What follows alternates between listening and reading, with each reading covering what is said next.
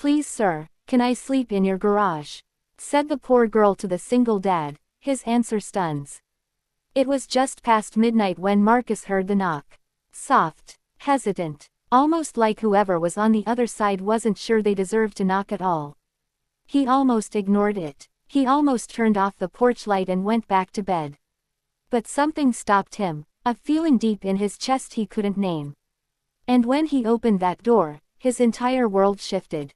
Standing in the rain, soaked to the bone, was a teenage girl no older than 17. She wasn't threatening. She wasn't aggressive. She was simply exhausted. Holding a torn backpack to her chest like it was the last thing she owned in this world. Because it was. Before we go any further, if stories like this move you, if you believe the world becomes better one act of kindness at a time, then you're in the right place. Welcome to Heartfelt Moments. Please subscribe, hit that like button, and drop a comment below telling us what kindness means to you. Now, let's get back to Marcus and the girl at the door. Marcus was a single dad. Had been for 4 years, ever since his wife Claire passed from a sudden illness, leaving him to raise their 8-year-old daughter Lily on his own.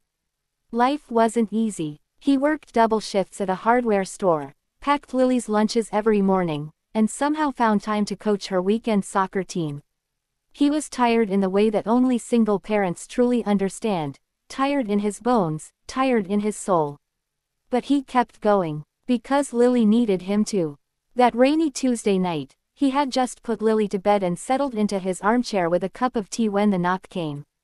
When he opened the door and saw the girl, his first instinct was protective, not of himself, but of her. "Can I help you?" he asked gently. The girl's lips trembled. She looked down at the wet porch boards, too ashamed to hold his gaze. Then, barely above a whisper, she said the words that would change both their lives. "Please, sir, can I sleep in your garage? Just for one night. I won't cause any trouble. I promise." Marcus stood there for a long moment. In a world that had taught everyone to be suspicious, to protect themselves, to mind their own business, every logical voice in his head told him to say no. To offer a phone number, a shelter address, and gently close the door. But Marcus had never been very good at listening to those voices. "What's your name?" he asked instead. "Sasha," she whispered. "Come inside, Sasha." She flinched like she had misheard him. I don't want to be any trouble. You're already soaking my porch," he said with a small, kind smile. "Come inside." He made her tea. He warmed up leftover soup. He sat across from her at the kitchen table and just listened. Because sometimes that is the most powerful act of kindness a person can offer. Not advice, not solutions, just the simple, radical gift of being heard. Sasha's story came out slowly, in pieces. She had been living with her grandmother, the only family she had left after losing both parents in a car accident when she was 12. 2 weeks ago, her grandmother had suffered a stroke and been moved to a care facility. The small apartment they shared had to be vacated. With no other relatives and no money, Sasha had spent the last 14 nights bouncing between a friend's couch, a church doorway, and one terrifying night huddled in a laundromat. She was a junior in high school. She had a 3.7 GPA. She wanted to study nursing one day. And she had nowhere to sleep.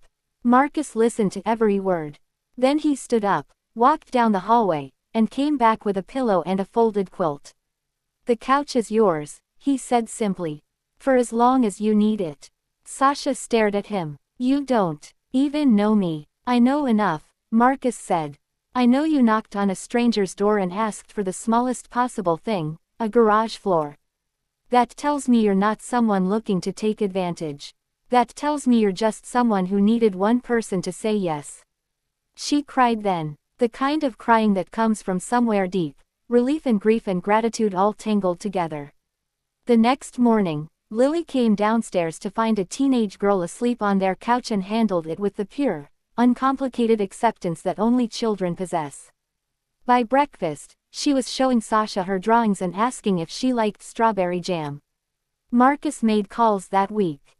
He connected with Sasha's school counselor, reached out to a local family services organization, and helped navigate the paperwork to establish her as an independent minor so she could remain enrolled. A family from their church eventually opened their home to Sasha more permanently. Her grandmother, from her care facility bed, wept with relief when she learned her granddaughter was safe. Sasha never forgot what Marcus did. She went on to graduate high school with honors. She studied nursing, just like she'd dreamed.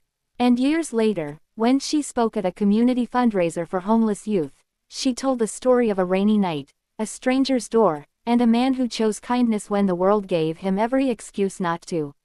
"He didn't save me with money," she told the crowd. "He saved me by treating me like I mattered. Like I was worth the risk. Like I was human." Marcus was in the audience that night, sitting beside a college-aged Lily, who was squeezing his hand. That is the quiet, extraordinary power of kindness. It doesn't always look heroic. Sometimes it looks like opening a door, putting on a pot of soup, saying come inside when every fearful instinct says close the door. You never know whose life you might change with one simple, brave act of grace. Be the person who says yes.